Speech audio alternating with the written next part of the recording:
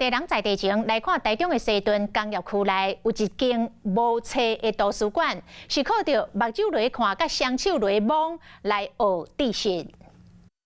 描绘未来地板的帆布其实是塑胶搭配打造，大部分是无害材料制作，实施来设计饮食材质的代表之一。 橡胶、塑胶、那纺织，那还有就是像是天然，然后一些金属或者矿物，还有一些其他的材质。其实我们分成7个大类。伫咧工业类部分，大量用再生塑胶制成，亲像这款洗发清、3间盒，伫咧大家生活中常在看到，唔那比款卖当减碳。就原料面来说，其实蛮多的材料，它的减碳量可以达到大概60到70%。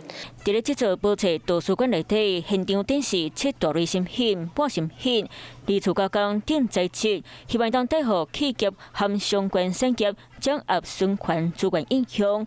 台中市不动产、建筑和装潢、室内装修的工会拢正紧支持。Hello， 我是林明瑞。想要抢先掌握最及时的新闻资讯吗？赶快订阅、按赞、开启小铃铛，锁定我们华视新闻的 YouTube 频道。